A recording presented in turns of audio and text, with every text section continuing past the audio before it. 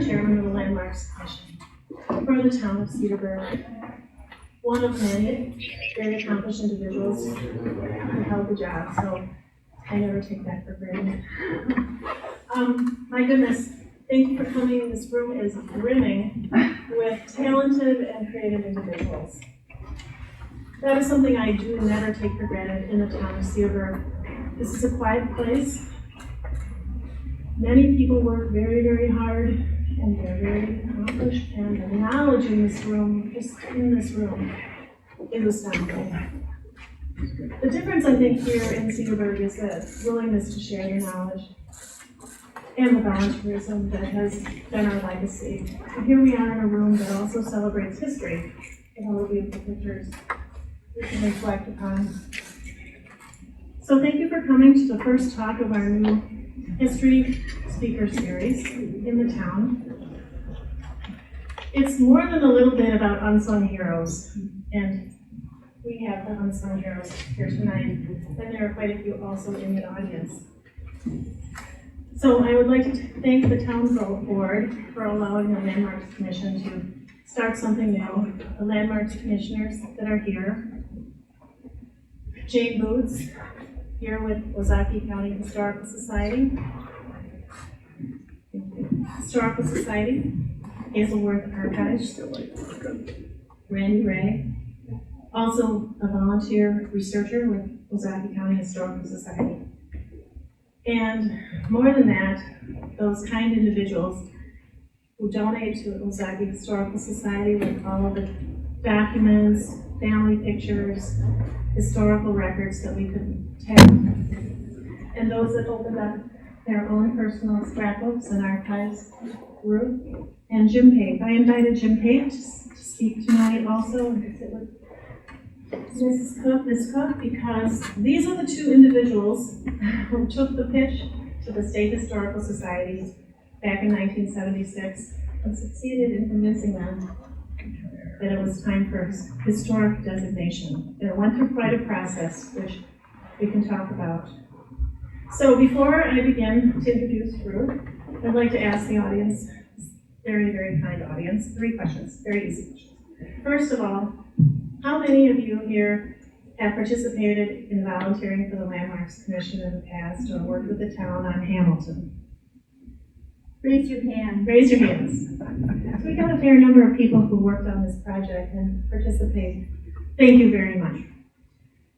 Something that the town really wouldn't be the same without the volunteers that work with the town staff. And that's another large thank you that I have to Jack Johnston, Julie Metz, and our town administrator in the corner there.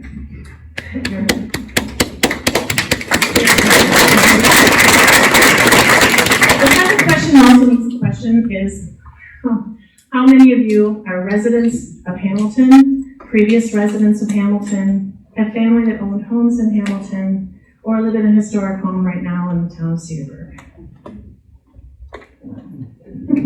We got a lot, don't we? Thank you very much for coming.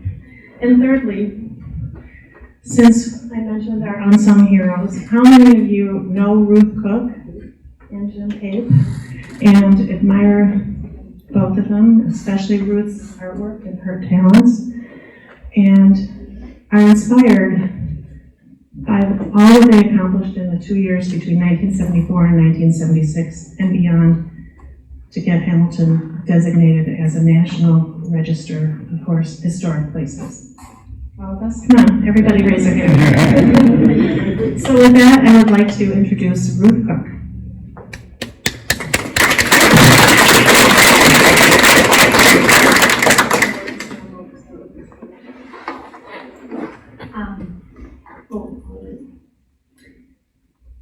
Carrie took my first words away from me. So I wanted to ask how many people were connected to Hamilton. Did you live there? Did you own a house? Did you work on a landmark commission? Did you fish in the creek and take your raccoon down there with you? Do you bike on the Green Bay Road? We have facts and figures but we don't have the personal human aspect included in our historic events of Hamilton. So tonight, after my presentation, we'll open up the floor to comments, make notes, to think of you, maybe you'll remember something as we go along. And we'll have somebody over here leave your name and address or telephone number if you want us to contact you to be interviewed. Or so now we're going to move on. So Ruth asked us to put together a slideshow before she spoke. It talks about the architectural uniqueness of Hamilton, but also, as Ruth said, it compiles the oral history that we really think is important to what went on and how they accomplished it. So we'll start with the slideshow, and Jack, if you would, please. It's just a smattering of documents, thankfully. It's not very long and it goes by very quickly, so if you have any questions at the end, you will have questions and answers. And something that piques your interest, please raise your hand after Ruth is done.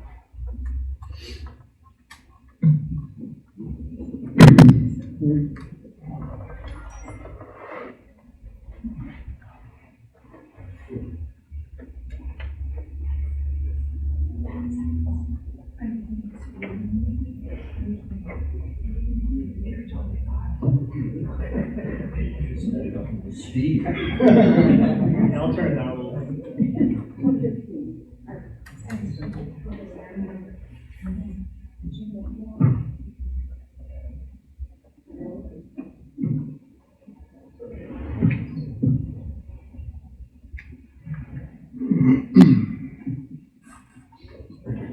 Okay, we'll start with that. Sure. Ruth has asked that I give a little bit of a discussion of what you're seeing here. This is obviously a picture of Ruth, and she also had a career in working with the barns. Barncraft, that's how I met Ruth. Over at the archives, we keep all the records of the barns that she was involved with. So, what year was that, Ruth, do you think? Okay. Early 70s. All right, this is an etching that Ruth did of Turn Hall as it stood before the designation. This is a picture of Mrs. Adelaide Miller and also Howard Lehman, who was the town chairman and had quite a legacy of leadership here in the town. This is one of the fundraising opportunities that was used to raise money for the town of Cedarburg's renovation and restoration of Turn Hall. A thank you letter to Ruth back in 1980, selling the books of Hamilton, and I believe it's signed by you, Jack. Okay. And here's another article from the News Graphic at that time in 1975. They did a very good job of documenting what was going on, and they attended all the meetings of the Landmarks Commission and the town board. So there was a lot of back and forth. It wasn't an easy thing to accomplish in court, which I think you guys will talk about. So, this is a Milwaukee Journal article from 1974 talking about the attractiveness of Hamilton and the old mill. And it really sort of was a precursor to what Cedarburg has become, which is really an attraction for a lot of tourism, the beauty of the area. This is a picture from Ruth, and it also appeared in the News Graphic. And this is the condition of Turn Hall before the merry band of Hamilton residents and intrepid Landmarks commissioners decided to try to save it. So this is a picture that was found by Jane Boots over at the Ozaki Archives. You can see that it's interesting because not only does it have the cupola on the back, which is no longer on Turn Hall, but it also has a chimney in the front. And the door doesn't seem to open like a regular door. I determined, okay, this is an interesting picture also from the archives. You can see right through the rafters. Again, I think this is probably 70s because we can see from the Ozaki guide. But, early before the Eagles, a couple holes in the roof there.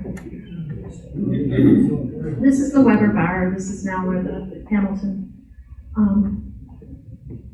Tavern and restaurant is. It burned down, but you can see it must have been quite a good place to go back in the day. Okay, this is interesting because these are some of the residents' names you might recognize, family members.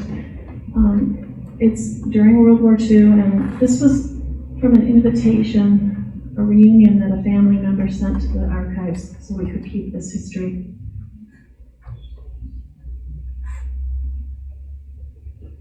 So this is a document that, again, shows Turn Hall and its condition and some of the early initiatives that the Landmarks Commission started to try to save it. This is after the state designation in 1974 and around simultaneously to 1976. And some of the people in this crowd really worked hard, and commissioners in 76 through 82, Jim? To get it rebuilt? 81, 82, I think. Yeah. So after the state said, yes, we will consider the town of Cedarburg's Hamilton architectural district as a distinct historic district, it had to go through both a hearing of the people at the town, and the town board had to vote for it. So this is a discussion of what went on at the town when there was a hearing of the public. You can see it didn't take exactly a straight line. So I included this because it shows the difficulties of trying to move forward, and there were a lot of opinions and a lot of questions, but they were strong and they stuck to it. So this is an article, and there were numerous articles like this talking about the efforts, how to save it, how to raise money for the restoration. Ruth will talk about this, but they held walking tours. They raised money through the walking tours, and people in Hamilton opened the doors to their homes so that people could come and visit the homes and see the importance of the architecture. There you are. There's Jim on the end. Many people stepped forward to try to raise money for this effort. And one of them was Harold Hansen, who did a watercolor original also. And it was auctioned off at one of the walking tours, and the winners are shown here, the Davis family. We looked for the painting, didn't we, Jane? Yeah. Haven't found it. Anybody know the Davis? And the dates aren't shown. We think Davis it's family? Davis family. This is an interesting picture from this angle. Those of you who drive through or Hamilton can recognize that the shrubbery hasn't grown in and a lot of different changes. But it talks about what the town was considering at the time. And this is a beautiful book, and this is one of the reasons why we asked Ruth to come and talk. This is the beautiful book that commemorates the architecture of Hamilton through her beautiful artwork and poetry. And a lot of people worked on finding out the former history of each home. And Helen Schwalbe was involved in that, and a lot of others, including Jim. So we're going to see the pages of that book now.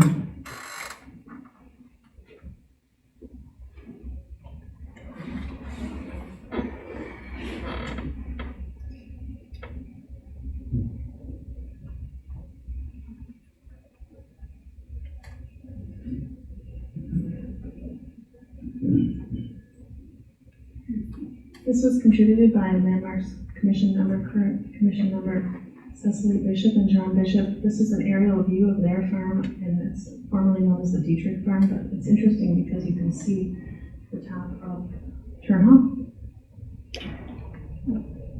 Again, news graphic coverage in the year 1976. And they did a very good job of documenting exactly what went on and what the requirements were for historic designation. This is part of the story, and this is the lucky break. And one of the lucky breaks that this group tried very, very hard to work through. So I think we'll talk a lot about that. So here we go, 1976, April 14th. The actual designation date was July 1st of 1976. It reached approval from the Historic Commission, the board of the National Register of Historic Places, after having been voted for by the board of the town of Cedarburg. And this is a copy of the nomination papers. And you can see from the top the date received. It didn't take them very long. July 1st, 1976. This is a great picture of 1974. They had a big celebration on May 29th of 1974 when they installed the historic landmark and the marker. And you're looking over the shoulder of Howard Beeman right at the Turn Hall. So they got this and then they had their eyes on Turn Hall. Again, more pictures from the dedication. Very well attended. This is the Dietrichs. The couple that lived on the big farm where the gray barn is at the edge of the north side of Hamilton on the east side of the road. They gave the park, which is still a very, very integral part of the town of Cedarburg. People can enjoy the park. I think they're unveiling the marker. So this is the full article. Again, the news graphic covered it, and you can see on the left, simultaneously, the city was working hard to get its own historic designation, so there were a lot of preservation-minded people in this community. And there's the marker. Goes through the history a little bit.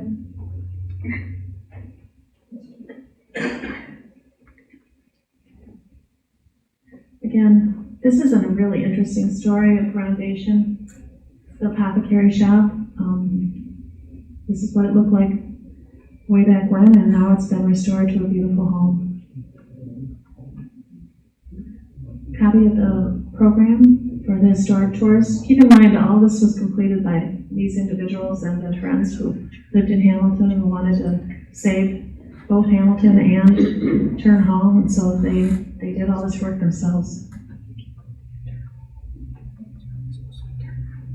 This is a program from the 1974 celebration that I mentioned earlier with all the pictures, and you can see the members of the commission who started it all down at the bottom. There were 4 people in this first committee. Those of you who've been through, you recognize these photos. On the left, the mill, the grist mill, and then this is the hotel and tavern that burned, the Weber bar. There you go, an original ticket. I believe that this was saved by you. Were you number? It's 862. $3, 1976. Interestingly, and this probably was very persuasive to the National Register and the Department of Interior and the Parks, that Green Bay Road has a long, long history. And 1998, we celebrated 200 years of the Green Bay Trail. Native Americans settled the area first, and so it has deep roots and history and importance culturally to this community. This is interesting. These are documents Mr. Pape let me take a look at in his files. We have the architect and the signer of the first document, Jim Schaefer, here tonight. He worked with the commission to figure out how to restore Turn Hall. And then on the right, you can see the minutes of 1976 and the members of the commission: Jim Pape, Helen Schwalbe, Ruth Cook, David Eline, Jim Schaefer, Jerry Boyd, Debbie Seidel, Glenn Hoffman, and Carolyn Conway. And the money they raised is number 8. So they had their tour and they raised almost $1,600. John Hazelwood volunteered his time as a lawyer in explaining the importance of the historic district and advocating to the board. That document is on the left, and then on the right, another 50th celebration for us, the document that is the ordinance for the Town of Cedarburg Landmarks Commission, approved by the town board. Mrs. Miller's documents are here. They're very interesting. I won't go into it because this is a very long explanation of the slideshow. But I included them because there was some concern and where are the boundaries of the architectural district really? And as you can see, signed at the top, I included that because one of the players again was Mr. Don Letty. And you can see the map was being drawn at that time, and it went back and forth quite a bit. And Mrs. Miller did not want their property originally included, but then ended up being the donor for $1 of Turn Hall. So we have her to thank for that. I included these because these are donors, again, to the Turn Hall restoration. Another letter signed by Mr. Pape. both David E. Line, who then occupied Turn Hall with a museum of antique cars, and then Joseph E. Line, who also made significant donations to the cause. And Ruth, I think you should read your poem.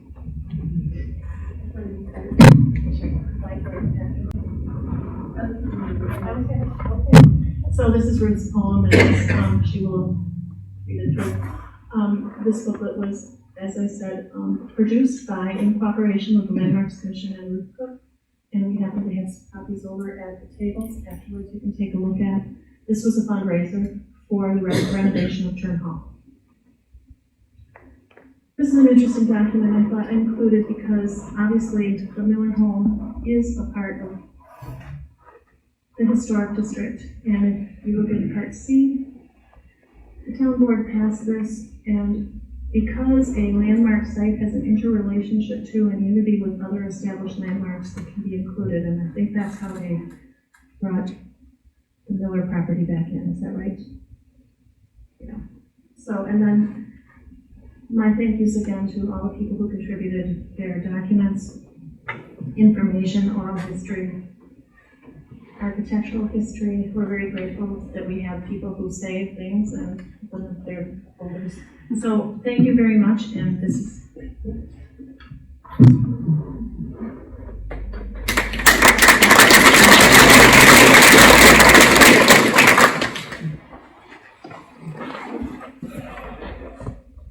notes.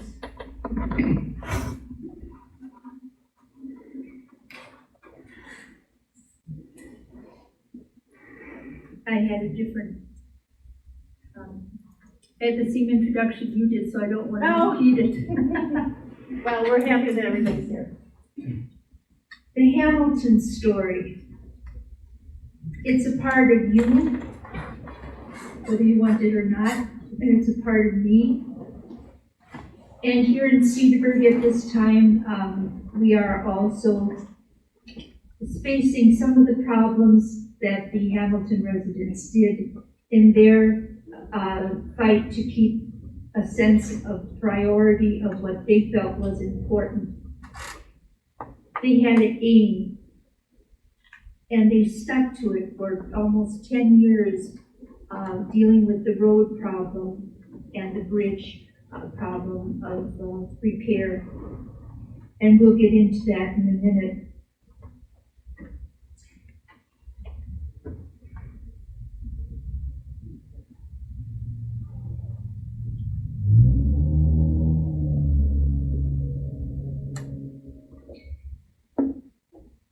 What's interesting is to tell this story so that it makes sense to you.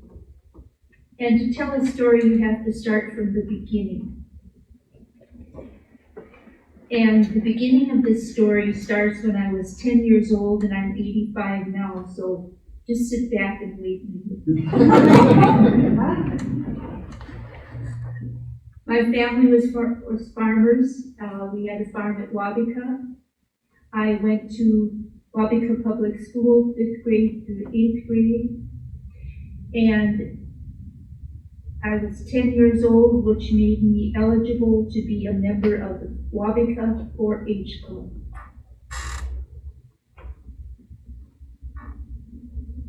We would meet once a month, and we would have lessons from furniture making, sewing, cooking, so forth, and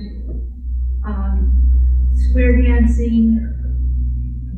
But the one thing that was constant in our meetings for the 4-H Club, which is held, was we held a business meeting at the beginning of every event, every 4-H event. Our leader, Mrs. Hemmes, was strict about using the proper Robert's Rules of Order. Now, I can't imagine 10-year-olds being interested in reading Robert's Rules of Order or putting the book in their back pocket and their take reading it later. But we never missed a beat without getting our business meeting. one meeting I was chairman, and I did something wrong where I missed a beat in the rules of order, and Mrs. Hennis made us go back and start over and do it right and so forth.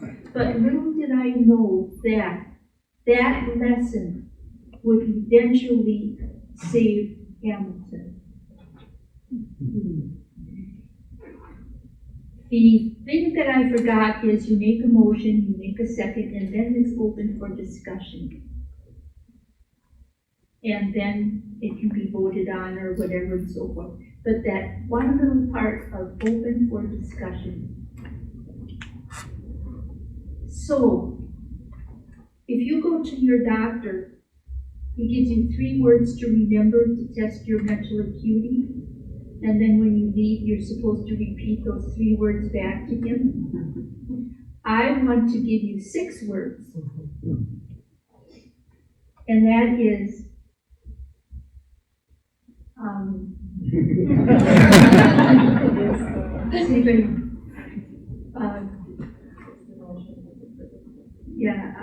it's worded, is the motion open for discussion? I'm a little nervous, so excuse me. Is the motion open for discussion? So repeat after me, and then at the end of this, I want you to help me again, or repeat it back to me. Is the motion open for discussion?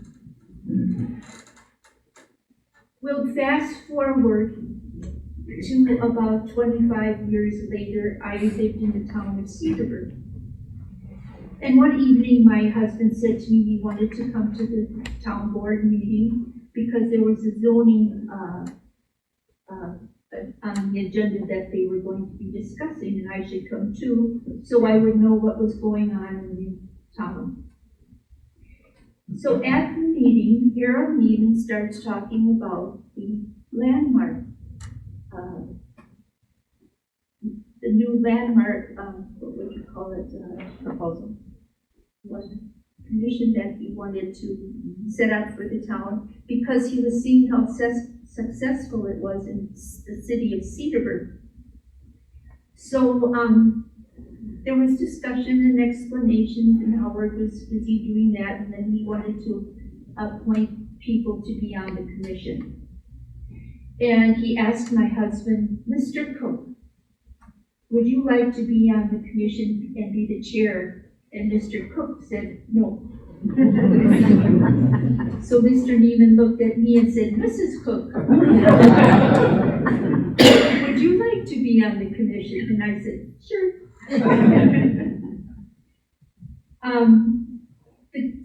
The committee came together, and Hugo Raymix was the first chairman. He later resigned for some reasons, and then Jim was appointed the chairman for the Landmark Commission. We had to define everything from the beginning, and what we did was we took the town of Cedarburg, divided it into plots, and then the members of the committee went out and surveyed like Covered Bridge, the Octagonal Barn, the Hamilton Historic District. We measured things, we take photos of it, we'd ask the residents and owners of their home, every detail that we could. And then we compiled it and put it together and worked from there as to what we had to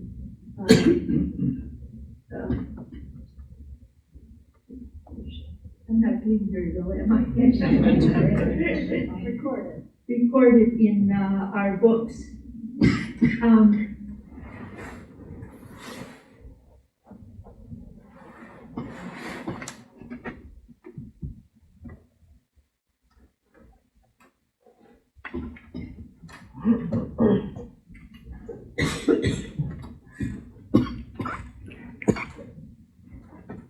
Fast forward.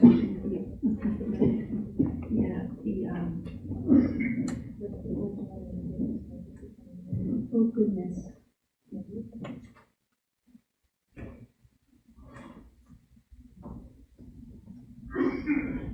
I'm just completely blank.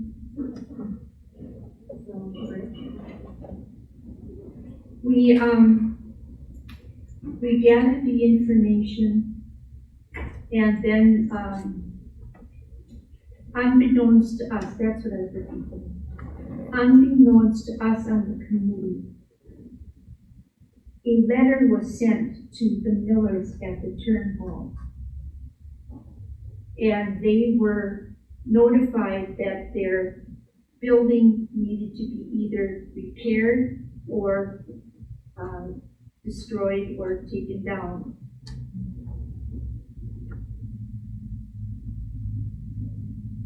We worked with that for a while, and the town of Cedarburg had given the town of Hamilton the job of repairing and raising funds for the town, for the Turner Hall, which was a big job. So we came up with some suggestions, and they grew into the house tours that the residents of Hamilton participated in. We had 2 tours, and Jim and I had to go to the Turn Hall and clean it up for the tours. You wouldn't imagine what was in there. Wire, cardboard, beer cans, soda cans, pop cans, you name it. And it really was a mess. But a good rake went a long way. So by the time the tours came, people could go through the Turn Hall and see the building. And even though it was holes in the roof and doors that didn't lock and so forth, there was a presence in the Turn Hall building that you could feel. And you knew that there was possibilities here for restoration. The other thing is, people in Hamilton opened their homes for tours, or the tours, the walking tours. I ran across a little note that said Saturday's attendance was 100 people on the tour. Sundays was 300. So can you imagine being on a tour and opening your home up and having 400 people walk in one day? The process of finding someone to rent or repair the hall, the Turn Hall, worked through a donation from Dave Klein, who gave a donation to help fix the doors and the windows, at least so that the building was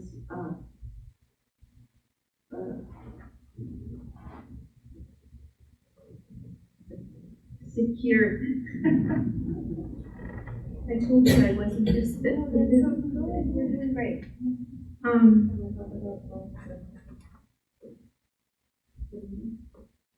The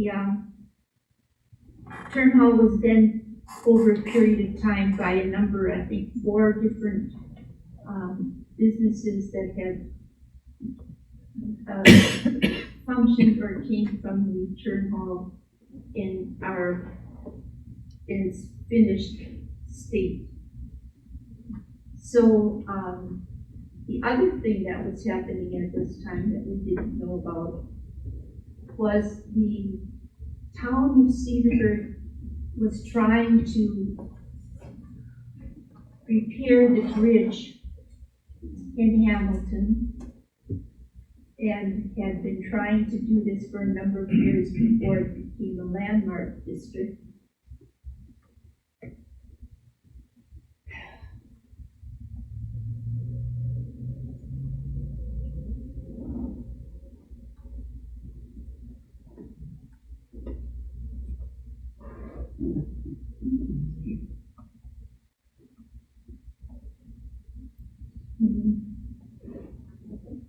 The the present bridge was a 22.5 foot wide bridge or highway. And the proposed bridge was 44 feet. And so what it meant was that there would be,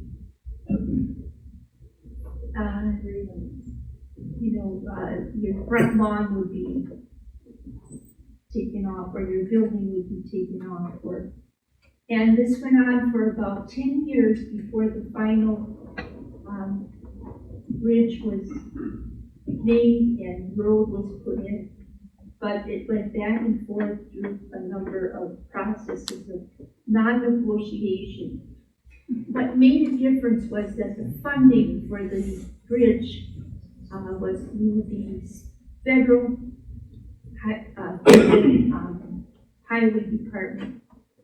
And the rules and regulations for constructing a road were very strict, and they wouldn't change them or negotiate with them. So that's what made it difficult to deal in an area that has certain parameters of geographical constraints.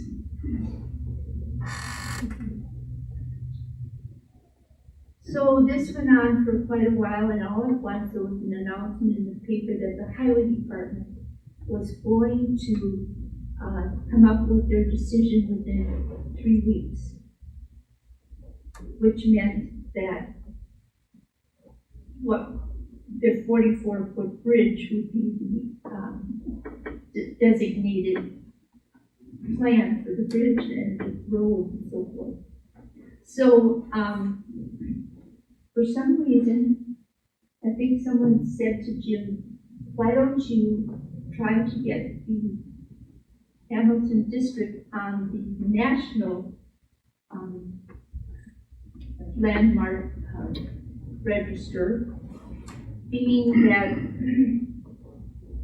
there would be 2 government bodies functioning together and with each other. It wouldn't be just a few people down here in Hamilton, but it would be on the federal level, the state, the federal landmark commission and the highway commission.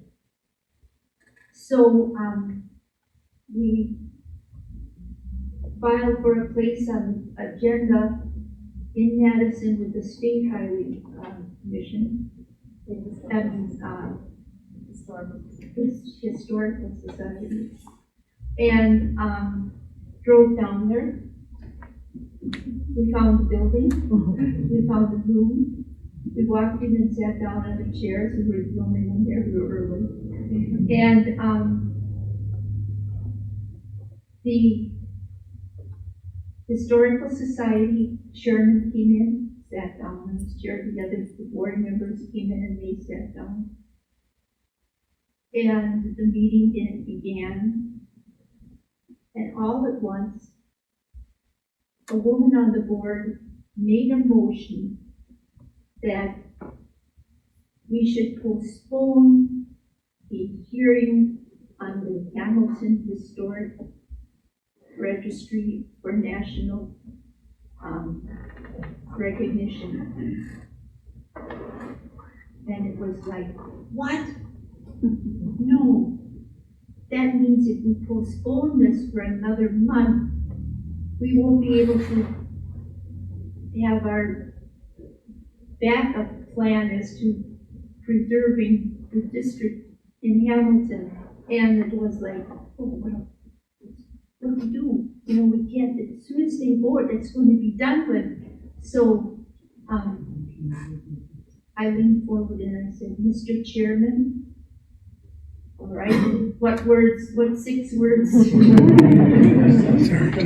open for discussion. Motion open for discussion. And he sort of leaned back, and then a little gleam came in his eye and a little smirk on his lips, and he said, yes. So I quick got up, handed out the booklets. I gotta keep people talking so they can't vote, or they'll forget to vote. So they paged through the book. It was quiet, and they asked a few questions, and made the proper adjustments so that they could make a motion to accept the historic nomination for the federal landmark commission. So we said thank you and went back home.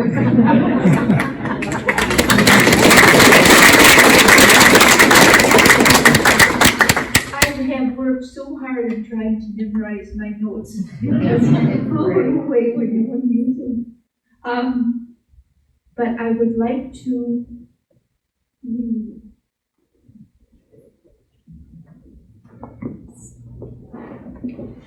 And these books are available there on the table if you'd like to have one for keepsake.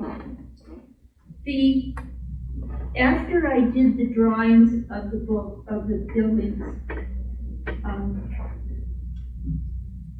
it was like I could feel the presence of the people in Hamilton, and you know, after that much concentration and work of doing the sketches,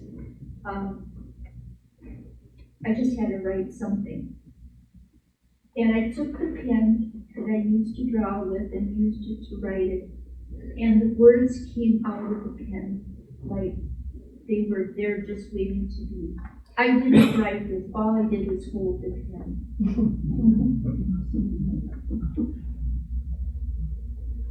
Dedicated to the spirit of those people whose lives remain unknown and forgotten in the passing of time, whose faith in tomorrow was built on the vision of today's dreams, whose tears carried the joy and sorrow of life and brought new meaning to the morning, whose lives knew the failure of harvest, yet had the courage to plant again come spring, whose hands were worn and scarred by the labor and work of day-to-day living, yet folded them to pray in silence, whose sacrifice and courage became foundations for the future that we might know a better day, whose silent gift is their lives of failure and success in the endless journey of mankind. To this, we owe our heritage.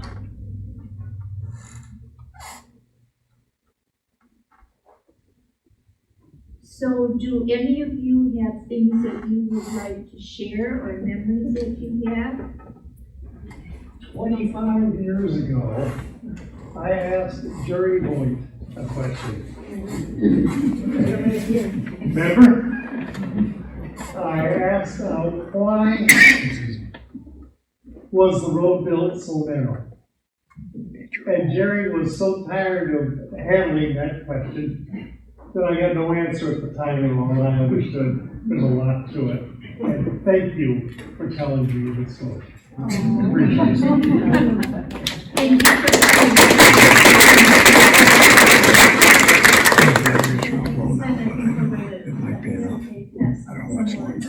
I'm so pleased so many of you have showed up tonight. Thank you.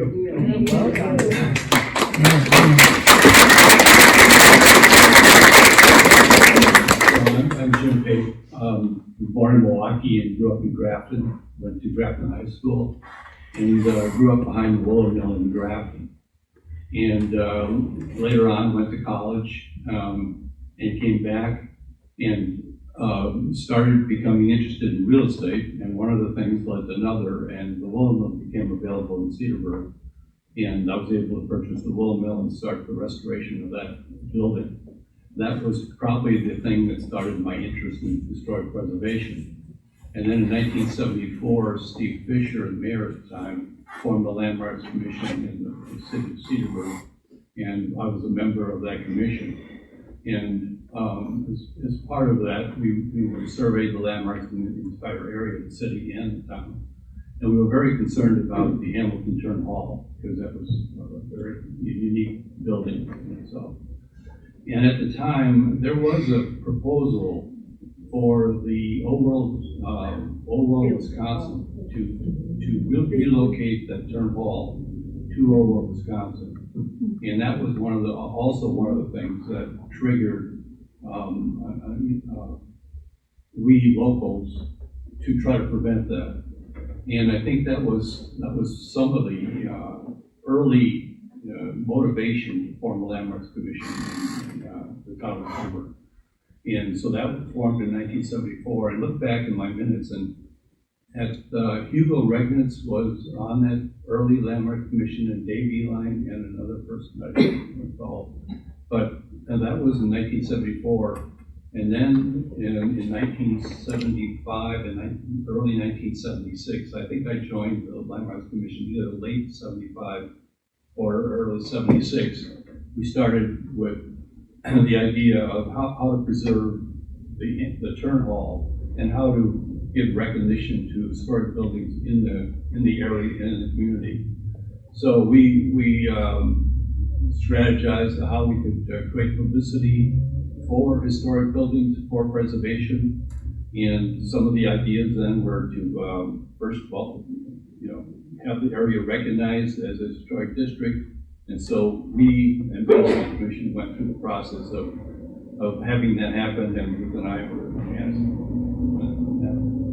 the state to approve that.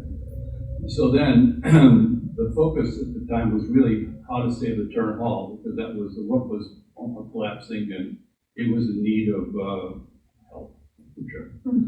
And so the idea was then to form walking tours of historic Hamilton, and a lot of the property owners in Hamilton were very supportive of that idea and opened their houses to that. And so we raised a small amount of funds from the tour, but also in the process, though, then after the building, or the Hamilton was registered as a national register, we were able to apply for grant funds from the National Trust. And we applied for $11,750, I believe, and which we had to match locally. So that was going to raise around $22,000 or so, which was the estimate to fix the roof on the Turn Hall. And then in the meantime, the bridge issue was all part of flowing through this time where they were going to replace the bridge in Hamilton with a standard the Department of Transportation standard bridges, which were quite wide, 44 foot, like we were saying, and that would wreck the whole pathway through Hamilton and affected a lot of the aesthetic of the area.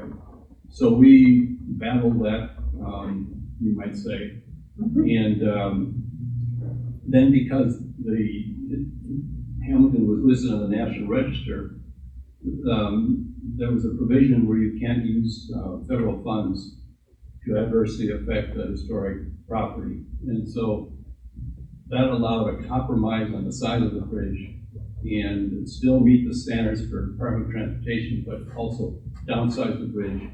And we also wanted a visual of the creek so that it wasn't just a cement sides and abutments. And so we were able to get that process through various meetings, public hearings, and that type of thing.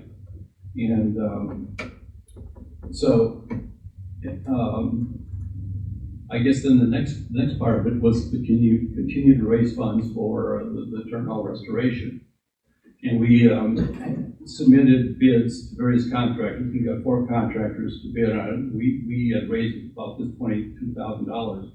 And the bids came, the lowest bid was like $76,000 to about $120,000. So that went there out the window as far as our ability to do the restoration of the Turn Hall roof.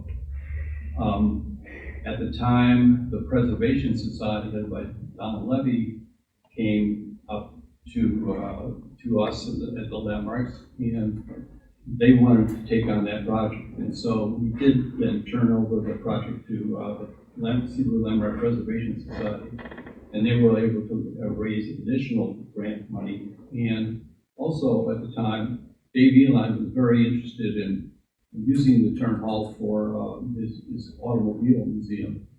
And so as part of funding the restoration of the Turn Hall, Dave agreed to prepay like 5 to 10 years of rent to help fund, and that's how that came about. And then he was able to use it for its automobile for a period of years until he gave up the museum.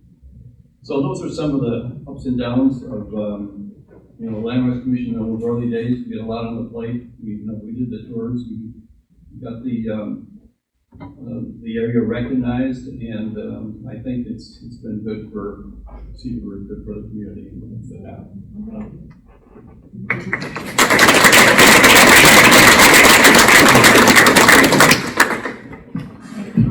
So do you have any questions? We can open up the floor here to some questions you might want to ask the 2 individuals who made it all happen. Go ahead. Green Bay Trail, that's kind of a historic trail. Didn't that enter into your decision to widen the bridge? Because that's got to be a register already. It was a flank road. Right. It's the from up to Green Bay, flank road. So we did not want a wide bridge down there, which destroyed the fabric. Right. So that. I found it because of the Green Bay Trail, which originally ran from Chicago all the way to Green Bay. Yeah. That was historic. That it had something influential to keep the bridge narrow. Well, not unless it was listed on the National Register. There was no, the Department of Transportation just have their say. Okay. But the fact that it was an offsetting aesthetic or value, we were able to get the bridge reduced to still a standard, but a reduced size. They did a good job. Absolutely. Another question? Yes, I own a home in Hamilton, and I'd like to know more about it. Where would I go to get some historical information? Okay. Which home do you own? Yes, what is your address? 210. Okay, 210. Is that on Green Bay. the east side of Green Bay? So I'll tell you where I started. And as I said, there were a lot of hands who helped in this, in the whole evolution of understanding what is Hamilton and how that happened. Oh, can you hear me? Okay. The first place to go is the Ozaki Historical Society Hazelworth Archives. Jane Boots is here. Jane Boots is the co-archivist. She has compiled tons and tons of folders and books. We have old maps. The second place is to look along the edge here, and Ruth has saved many, many documents. I did scan the documents that Ruth gave us, and Jim, and also those from the Schwalbe family. Shelley contributed. And anybody who has any old documents about Hamilton are more than welcome to contribute copies of them, or we can scan them and keep them for historical purposes at the Ozaki County Historical Society. Hazelworth Archives. It's the old interurban station on Center Street in the downtown Cedarburg area. By the library.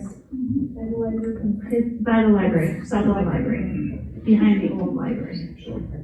So that's where I would start, and hopefully we have now compiled a history and a chronology thanks to the generosity of people who opened up their old paperwork and pictures and the donors to the Historical Society in the past. That's where all the pictures came from. So the other thing I would say is, if you want to know who lived in your house, you can go up to the Register of Deeds up at Ozaukee County, and they're very, very helpful, and they'll help you construct an abstract. It's kind of difficult. We have a genealogist, he calls himself a semi-pro genealogist at the archives. His name is Randy Ray. He was very instrumental in the research process with us here. And if you're interested in finding out more about the home itself, I would say come over on a Tuesday morning and talk to Randy, and he can give you the instructions on how to go up to the Register of Deeds. They're also very, very helpful. I'm sorry, where is he? At the archives, Oh. at the Ozaukee, the Ozaukee Historical Society has a dedicated building where we keep the historical records from Mequon to Fredonia and Wabaka and Southville and everybody. So it's not just of Cedarburg, but we have many, many books on families and the history. And like I said, this hasn't been done in 50 years. We really haven't talked about it. One of the things that really affected me when I was researching this is these are people who cared about preservation, as they described. They had an interest in architecture, and they recognized the aesthetic, as Jim called it, and they were willing to volunteer their time to preserve something they thought was really important. And it is aesthetically beautiful when you drive through. People drive too fast, if you ask me. But they also cared about their environment. And preservation is interesting to me because they were trying to preserve the past, but what they were really saying in some ways is, what do we want this to look like in 10, 20, 25, or 50 years?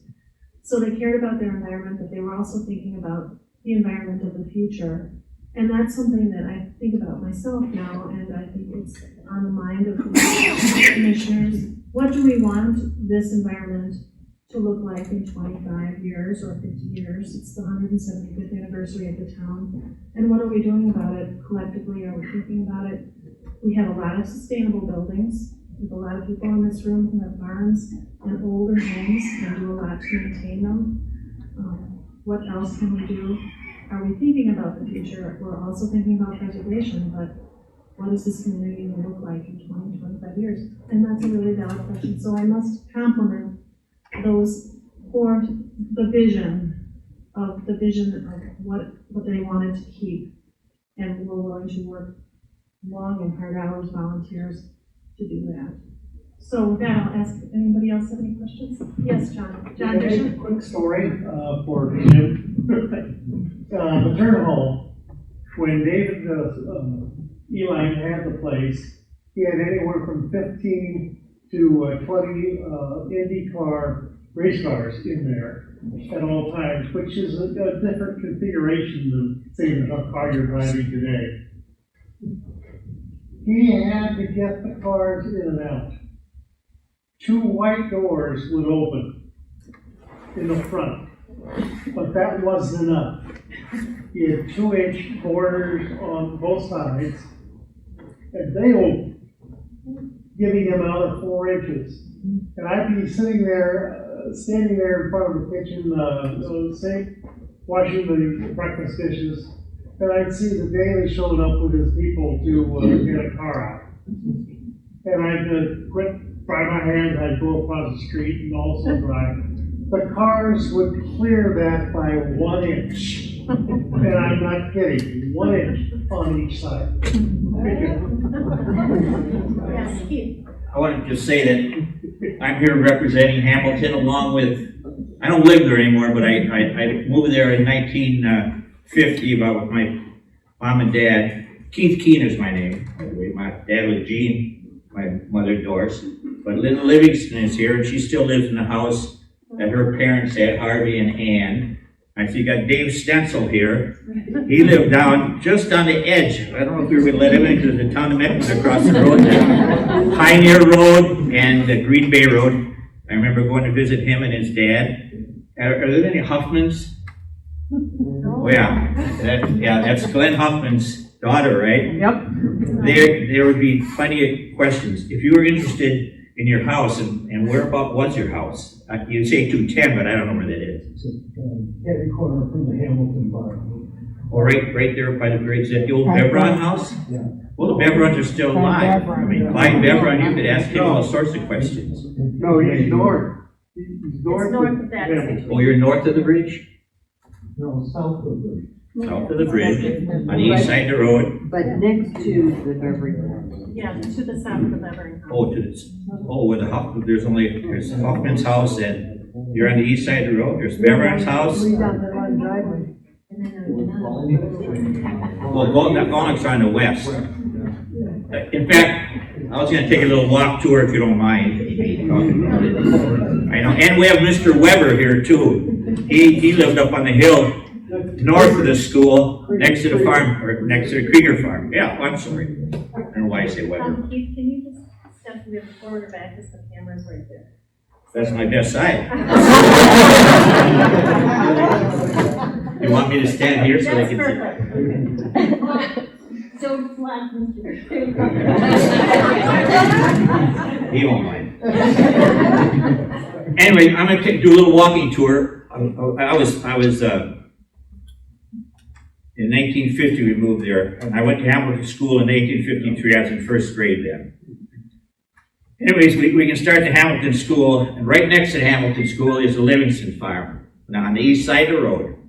And if you go across the road to the west side, it's a Kleinschmidt's. Right. Harvey and Yeah, my dad. Bertha. I'm sorry. Is that your? My father was fixing his lawnmower out there and had a heart attack and died out there. And every time I go past that house, which is Bridgewood, it just, Oh, it okay. raises things. But we lived with my grandparents for a short time in the first house north of the bridge, which is not there anymore. It's been torn down. The Hampton Ludwig house. That wasn't owned by Ludwig then. But she said north of the They owned the house, and the property, or the building behind it.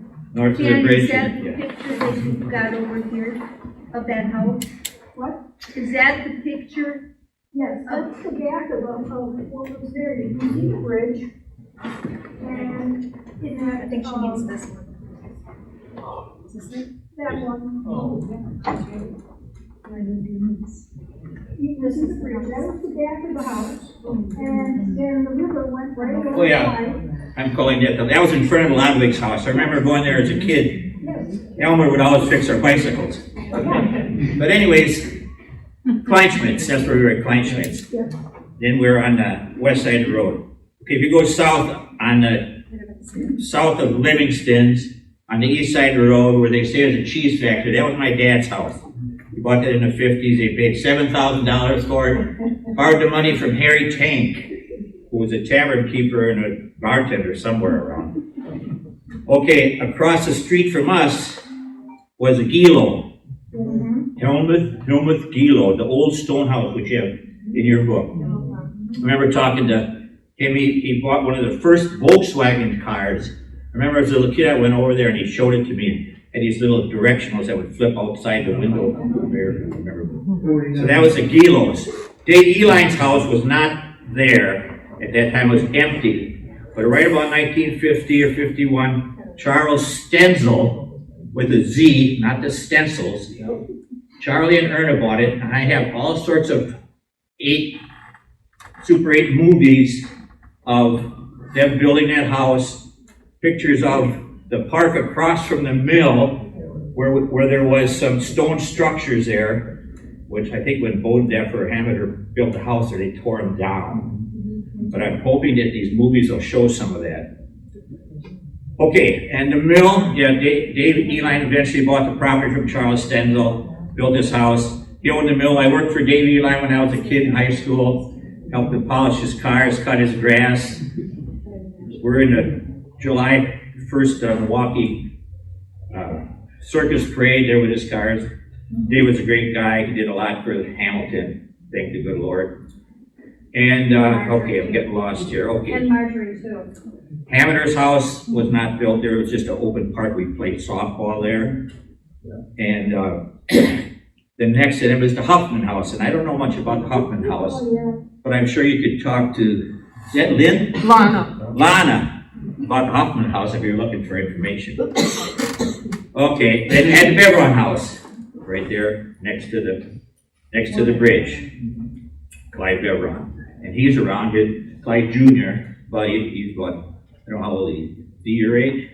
Clyde Beveron? Oh, okay. Okay, then, next up, okay, then we're gonna go across the street to the Schwabe house, which everybody knows. It was Bowman Schultz. That's how I knew who lived there.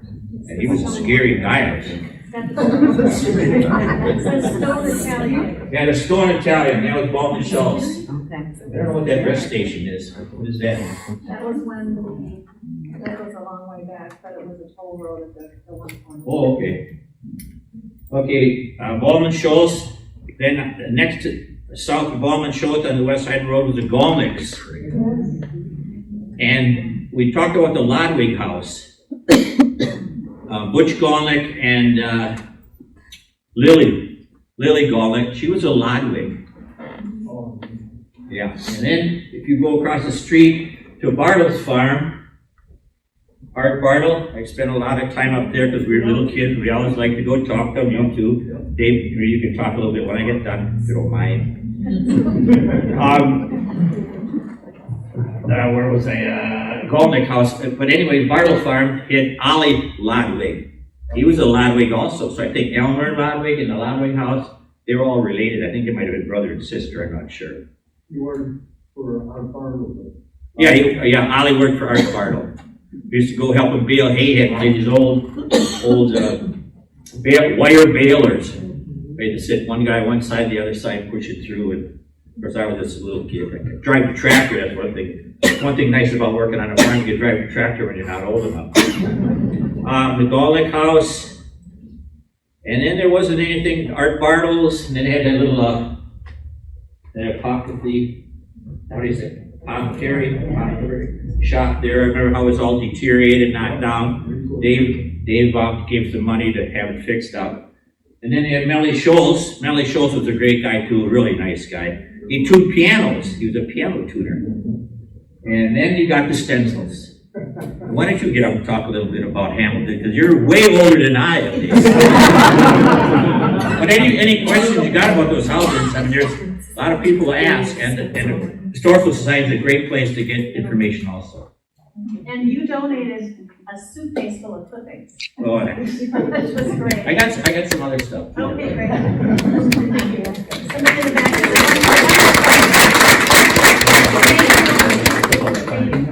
We have one back here and then this, and then I think everybody kind of wants to talk, so you guys can mingle. Go ahead, sir. Just wanted to see if somebody might be able to confirm or deny the connection with the Alexander Hamilton. Oh, that's interesting.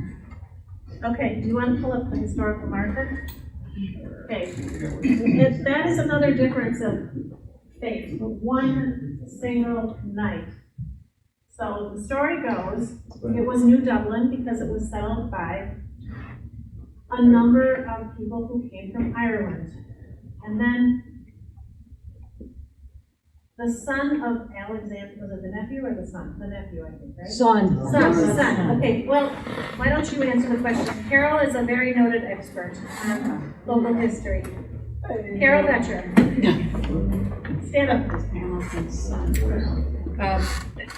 The rumor had it that William Hamilton, Alexander's son, was driving cattle from the fort in north of Chicago all the way up to Green Bay, and supposedly he spent the night. It's not really, can't really be verified for certain, but that was the theory that was going around, because William Hamilton eventually settled in the southeastern part of the state. He was one of the Badgers, so he was in mining until he ended up in California during the gold rush, and that is where he eventually passed away. So based on based on that, one night, and this is where it was named in honor of William Hamilton. Thank you very much. Must have been quite a party then. I read it to Historical Society of Wisconsin. I get on the line a lot, and that's it. I read a story in there just about that too. They had like over 200 cattle. Can you imagine driving that up? I don't know how he crossed the So bridge. thank you, Carol. She's also on the Landmarks Commission now, a former chairman. Could I just reflect on his remarks? Yes, one more And question, Carol's? certainly. Go Uh, ahead, John Bishop. It was on Hamilton's trip back Oh, from a successful trip. I mean, he stopped, yes, going north, he stopped coming south. He had a successful trip, and he stopped at the bar. And he was so happy with the success, he said, drinks for everybody. there you go.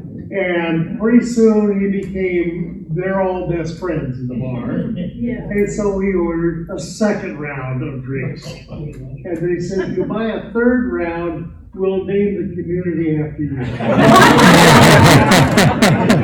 We didn't know that story. This is why it's fun to have this, after 50 years, we're talking about Hamilton and history in the town.